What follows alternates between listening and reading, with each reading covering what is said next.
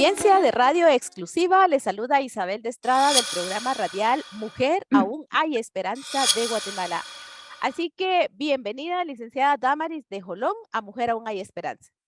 Gracias, hermanita Isabel. Gracias por el privilegio de estar acá. Y definitivamente, feliz mes de la mujer para ustedes y para todas aquellas que nos escuchan. Y agradecemos a Dios que nos hizo mujeres, con todas las dificultades y retos que que eso lleva, pero Él sabe por qué nos permitió ser mujeres. Gracias, así que realmente ser mujer es una bendición. Y hoy nuestro tema es Mujer, tienes identidad. Y quiero contarles que cuando estamos hablando de identidad es ese conjunto de características propias de una persona o también puede ser de un grupo que permite distinguirlos del resto. Existe lo que es identidad cultural, identidad nacional y la identidad personal es aquella de también el conjunto de características propias de una persona y la concepción que tiene de sí misma en relación al resto de las personas. Entonces también es el conjunto de información y también de datos diferenciados e individuales que sirven para identificar a una persona. Es decir, que la identidad es la cualidad de idéntico. Miren qué interesante. Identidad, idéntico.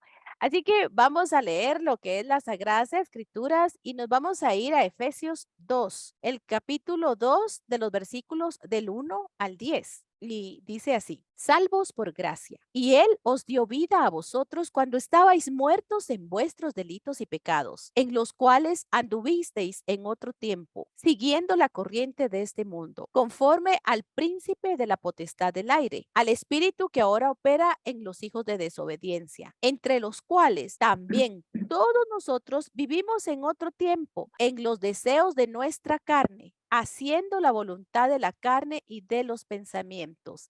Y éramos por naturaleza hijos de ira, lo mismo que los demás. Pero Dios, que es rico en misericordia, por su gran amor con que nos amó, aún estando nosotros muertos en pecado, nos dio vida juntamente con Cristo. Por gracia sois salvos y juntamente con Él nos resucitó y asimismo nos hizo sentar en los lugares celestiales en Cristo Jesús para mostrar en los siglos venideros las abundantes riquezas de su gracia en su bondad para con nosotros en Cristo Jesús. Porque por gracia sois salvos por medio de la fe, y esto no de vosotros, pues es don de Dios, no por obras para que nadie se gloríe, porque somos hechura suya, creados en Cristo Jesús para buenas obras, las cuales Dios preparó de antemano para que anduviésemos en ella. ¡Qué belleza! Somos hechura suya.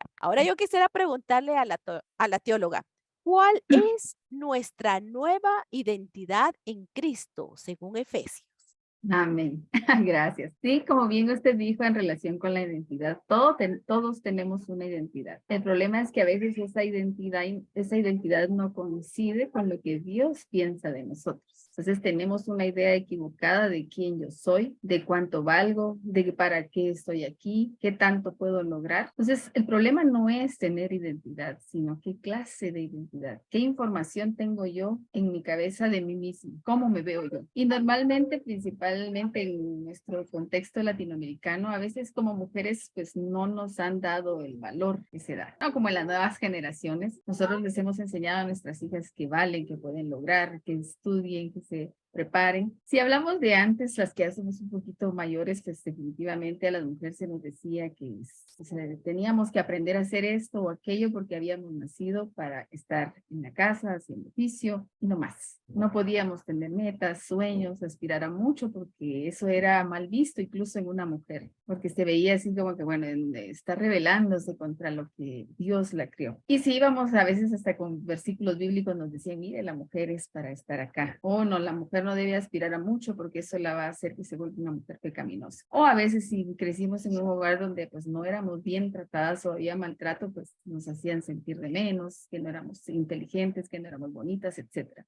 Se formó nuestra identidad y así venimos a Jesús, creyendo que estamos bien con nuestro pensamiento, pero la Biblia nos enseña todo lo contrario. Cuando Jesús nos salva no solo de ir al infierno, sino que también nos salva para que en esta vida podamos vivir de mejor manera, como es la voluntad de Él. ¿Y cómo voy a saber yo cuál es mi identidad? Tengo que ir a la Escritura. ¿Qué piensa Dios de mí? Y es algo hermoso leer el pasaje que usted leyó. Pablo inicia en el capítulo 2 diciendo que antes nosotros estábamos muertas en delitos y pecados. O sea, no éramos algo bueno, éramos terribles. En ese tiempo, cuando yo estaba muerta en delitos y pecados y solo me gustaba hacer todo lo que tenga que ver con el pecado, dice que Dios decidió salvar. Es fácil amar a alguien que es bueno, pero amar a alguien que es malo, pero Dios eso hizo. Dios me vio ahí a mí con toda mi pecaminosidad y cualquier tipo de vida que yo pude haber tenido. Él sintió compasión de mí y decidió salvar. Si vamos al capítulo 1 de Efesios, dice que nos escogió, en amor decidió prepararnos para que fuera yo su hija,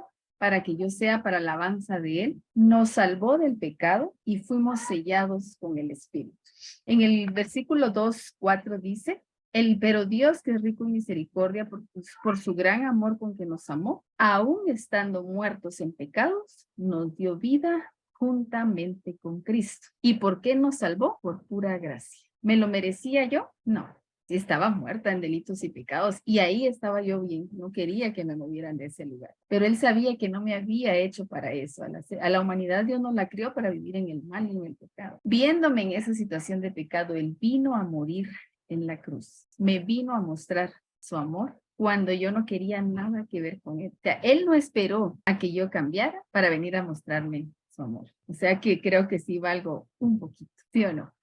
Valemos un poquito. Claro, por Porque gracia, yo no, ¿verdad? exacto, yo no voy a dedicar tanto esfuerzo con algo que no vale. Y si Dios mismo se esforzó tanto por salvarme, significa que valemos. Incluso ahí en el capítulo 2, versículo 10 dice, somos hechura suya. La Biblia dice que Dios nos creó con nuestros defectos y cualidades, porque todos tenemos defectos y cualidades, pero eso nos hace ser lo que somos. Y Dios nos creó así. No que así vayamos a tener que quedarnos, no, hay que cambiar y mejorar. Y dice que nos hizo en Cristo Jesús para buenas obras, las cuales Él ya había preparado para que anduviésemos en ellas. Entonces, la Biblia que habla de mí, primero, soy hechura de Dios. Dios me creó. Y si Dios es perfecto, todo lo que Él hace es perfecto. Significa que yo soy una creación perfecta de Dios. Por el pecado me desvié y empecé a hacer aquello que obviamente iba en contra de Dios y en contra de mí. Ahí Dios me vio, me amó, fue movido a misericordia y decidió venir a salvar y darme la salvación como un regalo. Por eso dice, no por obras, para que nadie se gloríe. ¿Qué hice yo para merecer ser llamada hija de Dios? Pecar. Fue lo único que hice. Y cuando Él me vio llena de pecados, Él decidió adoptarme como su hija. Si tomamos ese ejemplo, a veces nunca lo he hecho y sé que es un ejemplo de amor cuando alguien adopta a un niño. Pero normalmente cuando se da el proceso de adopción, he escuchado que dicen, mire, yo llegué y sentí que con ese niño o con esa niña pues había algo y sentí ese amor y se dio el proceso de adopción. Pero Dios decidió adoptarme a mí cuando llegó y todos éramos terribles y muy malos. Y posiblemente si hubiese sido un ser humano y llega y dice, no, aquí no hay nadie digno de adoptarse, todos son malos, andan haciendo maldades y pecados. Pero ahí Dios me amó, porque Él sabía que yo en ese momento no estaba viviendo acorde a la identidad que Dios decidió para mí, porque hemos sido preparados para hacer alabanza para Él, no para vivir en pecado. Qué bonita explicación. Hemos sido llamados para hacer alabanza de su gloria. Y quisiera preguntarle, ¿a qué se refiere que nos hizo sentarnos en los lugares celestiales en Cristo, si yo todavía estoy aquí en la tierra? Sí, no estamos muy lejos del cielo todavía. Ahí en Efesios dice, y juntamente con él, en el versículo 5 dice, estando muertos en pecados, nos dio vida juntamente con Cristo. Por gracia somos salvos. Y segundo, juntamente con Cristo nos resucitó. Ahora, yo no me he muerto, así que no habría necesidad de que Dios me resucitara. Está hablando en el sentido espiritual. Habiendo estado muerta en pecados, él me dio vida y me resucitó juntamente con Cristo. Y me hizo sentar en los lugares celestiales con Cristo Jesús. Y ya en el capítulo 1, 20 y 21, siempre de Efesios dice, ¿cuál es la supereminente grandeza de su poder para con nosotros los que creemos? Según la operación del poder de su fuerza, la cual operó en Cristo, resucitándole de los muertos y lo sentó a la diestra en los lugares celestiales. Cuando Cristo murió en la cruz, fue resucitado y fue sentado a la diestra del Padre, ya obviamente con poder y gloria. Y dice que Él es la cabeza de la iglesia. Entonces, si Cristo está sentado en los lugares celestiales, nosotros que somos su cuerpo, su iglesia, estamos sentados juntamente con Él. No porque ya esté, sino porque es seguro que así será cuando Él venga por segunda vez. Si por gracia fui salva, por gracia entraré al cielo. No por mis obras, no porque yo sea muy santa, no porque yo desde que me convertí a Cristo ya no pequé, no, porque el que inició la obra en mí la perfeccionará hasta el día en que Cristo venga por segunda vez. Pues para Dios no es como nosotros, bueno, hoy estoy aquí, mañana planeo hacer esto. No, para Dios ya todo está consumado. Él vive en una eternidad, no es un presente, pasado y futuro como nosotros. Para Él la obra que Cristo hizo en la cruz ya la ve perfeccionada cuando nosotros incluso ya estemos con Él en el cielo. Tal vez no estamos allá todavía, pero es seguro que es como que ya estemos, porque cuando Él venga por segunda vez, nos llevará con Él. O si Él no ha venido y yo parto a la presencia del Señor, tengan por seguro que allá estaré. Y allá están todos aquellos grandes hombres y mujeres de Dios que han partido a la presencia del Señor. Ellos sí ya están disfrutando el estar sentados en los lugares celestiales con Cristo. Pero nosotros todavía no, pero tenemos esa esperanza de que vamos a estar ahí sentados con Él.